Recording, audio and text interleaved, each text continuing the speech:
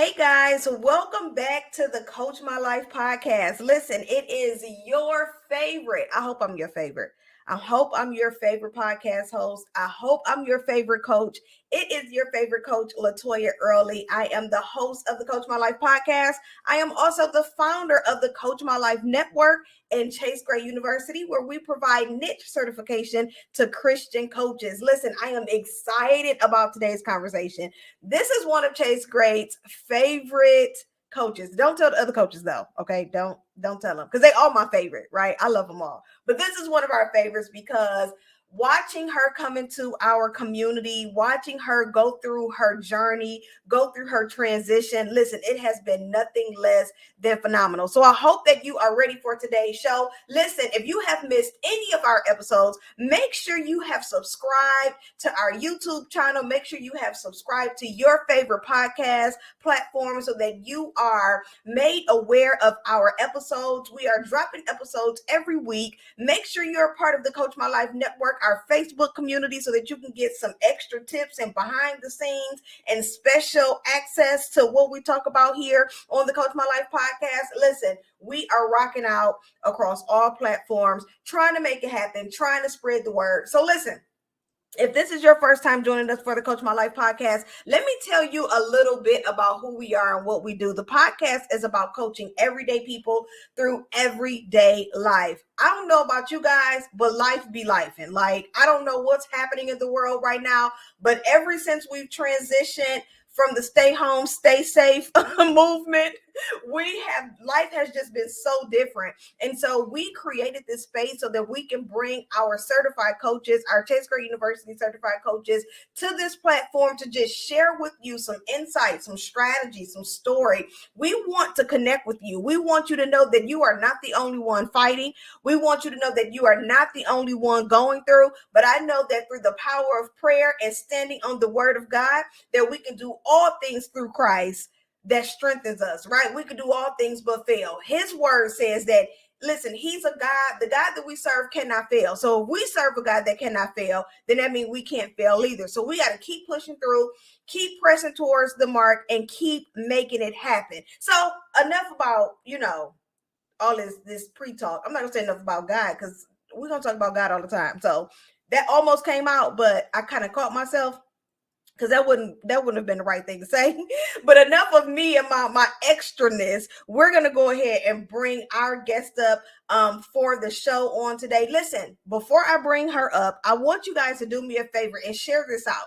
If you have not shared this podcast with any of your friends, if you have not shared this podcast with any of your viewers, I encourage you to share the podcast because, again, we have coaches here on this platform to just speak from their heart and share with you, connect with you, share relatable stories, share tips and strategies that are going to help you get through the challenges that not only we face, but you guys are facing on a day-to-day. I'm a mom of 3. I'm a wife. I'm a full-time business owner. Your girl been running all day today, but I had to carve out some time to make sure that I had this candid conversation with our amazing confidence coach, Brittany Collins, who's going to join us on today's show and just share so much of her amazing insight, not just as a confidence coach, but as a mom, as a wife. How is she maneuvering and navigating through this journey that we call life while building her coaching business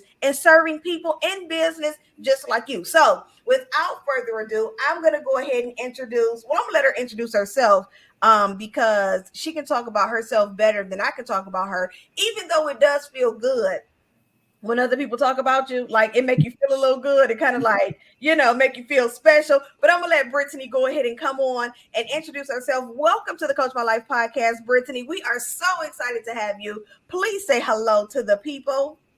Hello, everybody. My name is Coach Brittany. I am a confidence coach. I empower service-based business women to be the best versions of themselves so that they can show up in their business confidently so that they can attract their perfect client. I love this. It's so funny when Brittany and I was going through her messaging for her business and I'm gonna let her tell her own story, but I like talking about it because This is what I love about coaching as a believer, right? What we do here, we like to focus on helping you align your life's purpose with your coaching message. We want to make sure that you are doing the exact thing that God created you to do. And so when Brittany first came into our community, she's like, listen, I'm a marketing coach. This is how I'm getting ready to build my business. I don't care what none of y'all say because I know this is who I am. She goes to the program and she's like, well, maybe God said I'm a confidence coach. So I'm excited for Brittany to share how she kind of entered into that space of a confidence coach and what made you make that decision to transition or to switch over from a marketing coach to a confidence coach for business leaders. Yes.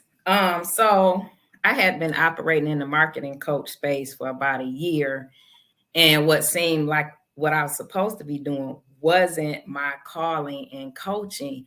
And I was always wondering why I felt so hesitant and uptight and confused. Even when I would go live, giving off, marketing tips, I always felt like really tight. I wasn't comfortable in what I was doing. And I went to school for this. I went to undergrad for business with a concentration in marketing. And I was always taught you're supposed to use your degree for something. So I'm thinking, okay, I have a degree in business and marketing. So that's what I'm supposed to be doing. I'm supposed to be a marketing coach. Well, not so.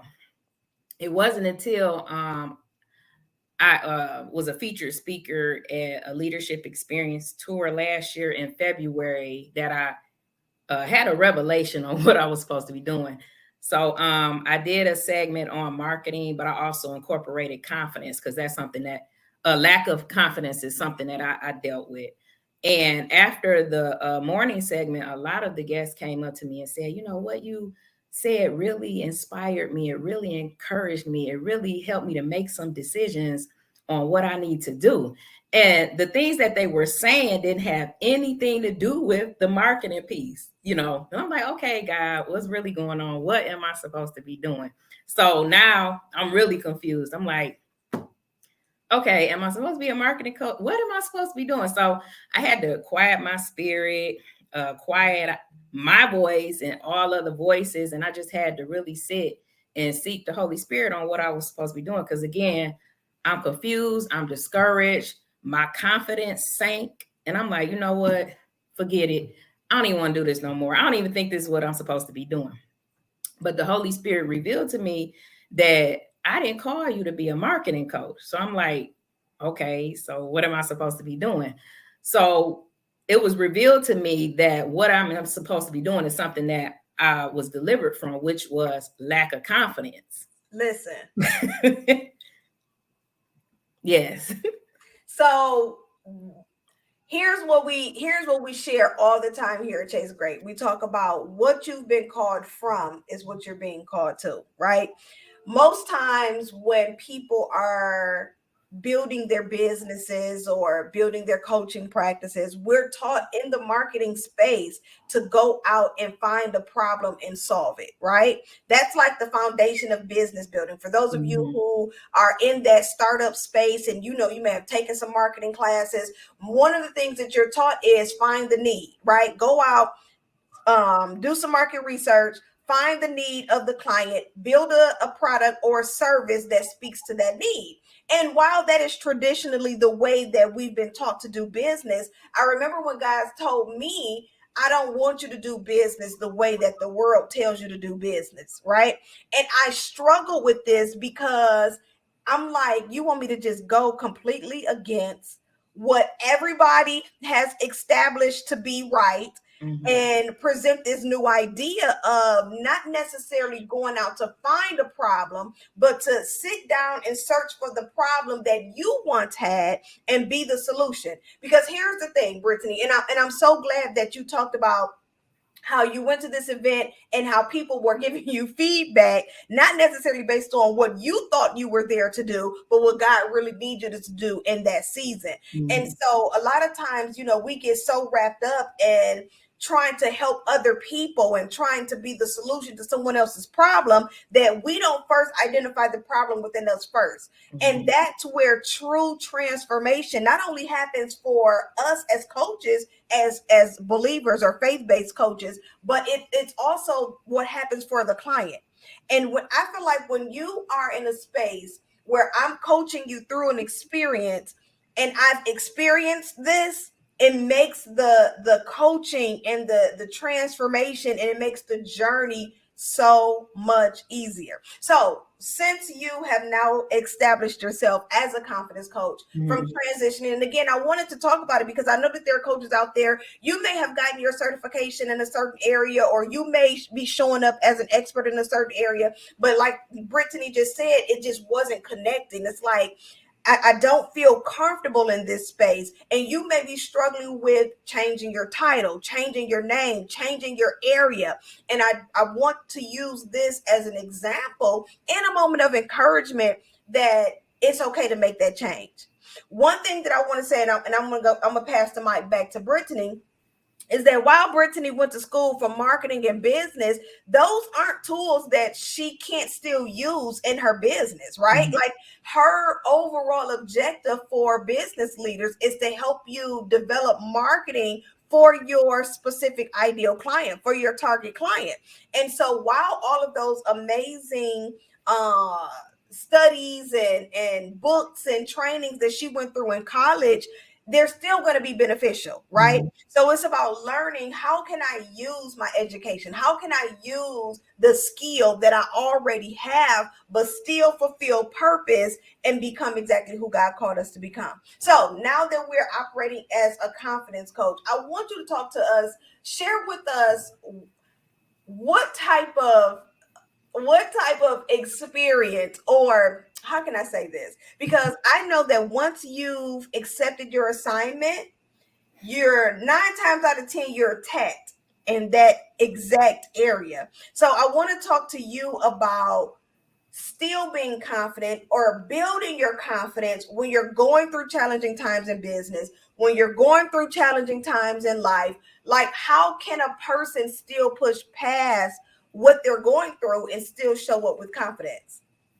Well, if I could backtrack a little bit, when it was revealed to me that I was called to be a confidence coach, all these thoughts were popping in my head.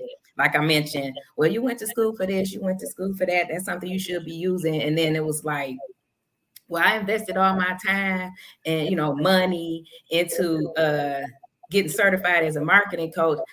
And I'm not even supposed to be called to do that. And then I invested all my time and money in education and marketing, and I'm not even supposed to use that. It was just all these different things going through my head, and I was getting discouraged. And like I said, my confidence was sinking, even though I knew at that point, I knew, okay, I'm called to be a confidence coach. I was bombarded with thoughts. How are you going to do that? You still struggling in some areas. How are you going to help somebody else when you're still having challenges doing this and you're still having challenges to do that? I had to renew my mind. I'm just real with the word of God. I had to renew my mind. I had to pray. I had to push past those thoughts. I had to cast down those thoughts, because it was nothing but the enemy trying to discourage me. Because it's something when I was operating in the marketing space, even though I felt uptight, I wasn't experiencing all the attacks that I was experiencing when I really realized that I'm called to be a confidence coach. So yes, you gotta, you must pray, renew your mind with the word, and just stick to it. Even like sometimes you don't want to show up, just do it anyway. Just do it anyway. Social media, you don't want to show up for social media for whatever reason. Do it anyway, because the more that you do it, the more comfortable you're going to become. Absolutely. Absolutely. I want to kind of pause there for a second, because I know that there's been some challenges for you over the past year, that you and your family, you've been fighting through, you've been facing, you've been overcoming. But I'm still seeing you show up. I'm still seeing you press forward in your marketing. I'm still seeing you, be the confidence coach that that God called you to become. Can you talk a little bit about that? Like how can, if you want to share your story, Yeah. it is, 100% up to you, but just share that with us and walk us through how you're persevering and still, standing in that seat of confidence, or sitting in that seat of confidence as you are pushing through some of the challenges. Well, I recently had my third child, son, in December of last year. And from the start of my pregnancy, when I first went to the doctor, there were some challenges that my baby was having in the womb. And then he had some challenges after he was born. They found some type of cystic growth on the back of his head and neck. And they kept enlarging. Every time he would have an ultrasound, it was larger. And I remember the doctors telling me he's not going to survive past 18 weeks. Okay. I went to an appointment, had another ultrasound. The cystic mass that was on the back of his neck was gone. On the back of his neck and head was gone. But girl, okay, I'm listen. I'm gonna try to be quiet through this. Okay, I'm gonna try real hard to be quiet. Yeah, but God, right? So, and we were praying. We like, you know what? He's gonna survive. I know the doctors got to do their job. They're gonna say what they're gonna say, but God, right? And so then it was something else that they found, AV canal defect of the heart. He had holes in his heart. There was blood regurgitating, going in different areas they weren't supposed to be going in. They found something with his kidneys. His kidneys was holding a lot of fluid. It was just so many things. They were saying he was diagnosed with trisomy 21, which is Down syndrome. It was just all these different things coming at us. And so, and I was preparing for him, after birth, because I know that he had all these challenges that the doctors had said. And after birth, it was all these I never got any rest. It was all these tests they were running, doctors in and out of the room.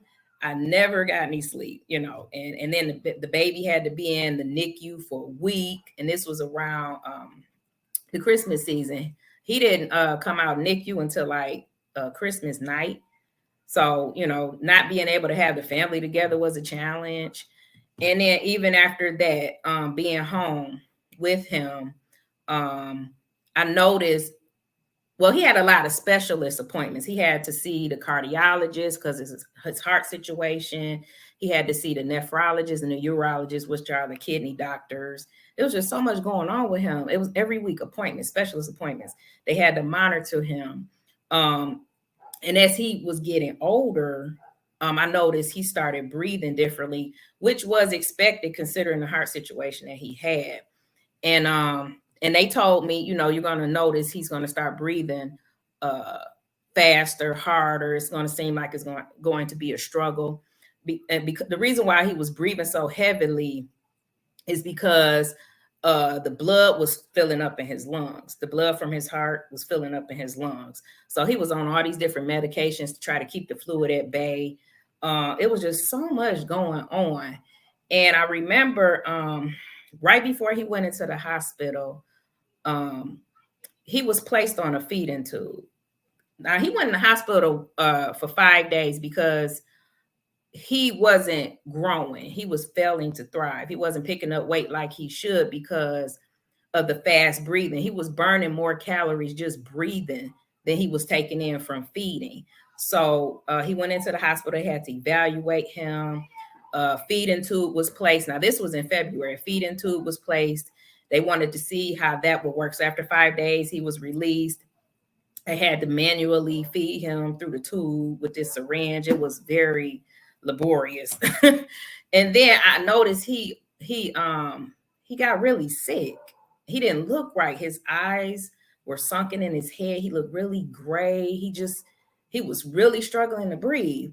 And I remember having an appointment scheduled for the cardiologist Monday, but for some strange reason, and I know it was God, the cardiologist said, I'm gonna have you come in this Friday.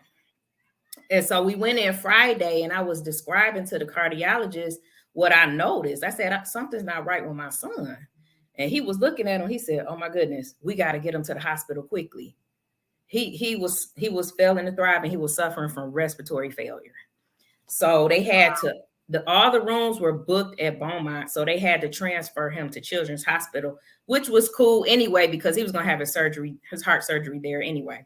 So he was sent to the trauma unit at Beaumont, and then they had the pediatric ambulance come from Children's Hospital pick him up, and then they had to transfer him to the trauma unit at Children's Hospital. So they were running all these tests and everything, and then we were in emergency. We had a room. We were in the emergency room at Children's Hospital. We were supposed to get a room, so we're waiting on a room to be available. We were there for 3 days, no bed, nothing, sitting up in chairs. My son at one point started spitting up blood through his nose and his mouth. It was coming out of his ears. It was crazy. And then after those 3 or 4 days, then we were transported to the cardiac, the CICU, the cardiac intensive care unit for the children. And so he was up there, and he was placed on a ventilator because he was struggling to breathe. So he was placed on a ventilator. He was still on a feeding tube because he couldn't, at that point, he couldn't feed. He was so exhausted, he couldn't feed from his mouth anymore. That's why the tube was placed in the first place, because he just was so exhausted from breathing. He couldn't eat. He couldn't even move his mouth, And so he was on a feeding tube. He was on the ventilator. They're running all these tests, these ultrasounds, blood work. It was just so much. And we were there for 2 months. And just to fast forward, he had a procedure done on his heart where they had to send a catheter through his groin to his heart to close his PDA valve that should have closed after birth, but it didn't. And that was causing blood to enter into the lungs as well. And then we were trying to get him to gain weight. We were upping his calories and his feedings. It worked for a couple of days after he had the PDA valve closed, but then we noticed he wasn't gaining weight anymore. And so, the doctors were concerned. So we were trying to get him to gain weight and grow. He was just failing to thrive. And then the surgeon mentioned that he was dying. So he was dying.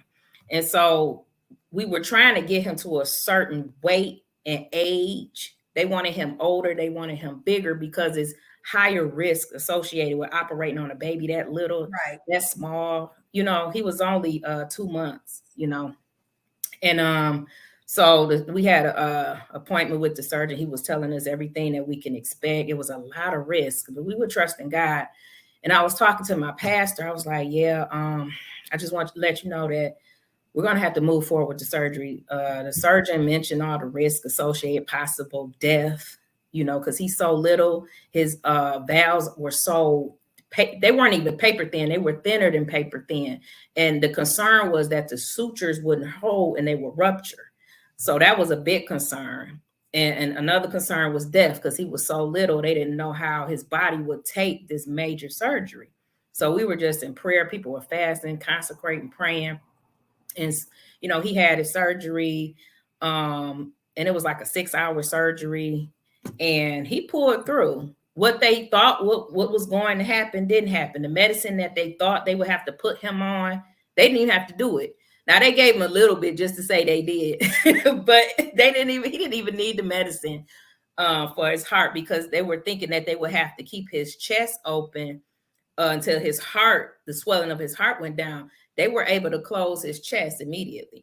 And then the medicine that they were talking about that he had to stay on, they gave him a little bit, but he didn't even have to stay on that. So he beat the odds. Everything that they thought was going to happen didn't happen. That's why I say, but God. Listen, can I pause for a quick second? Because let me tell y'all. So this is my first time. I'm hearing this for the first time, just like you guys are hearing this. Now, I am aware of what her and her family has been going through.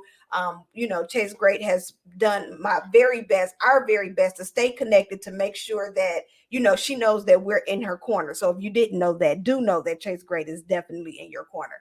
But hearing this story, it's like so many revelations that are happening right now in my thoughts. Like just hearing God, like you said, at 2 months, his little baby body was able to endure all of these traumatic experiences, and God just kept him in his arms. He just kept him covered. And I told Brittany when she was sharing her story with me, I said, this little young prophet, this little young preacher, this whatever assignment that God has on his life is going to change the world. Like the mere fact that the enemy is afraid of what this young child is going to bring to the world.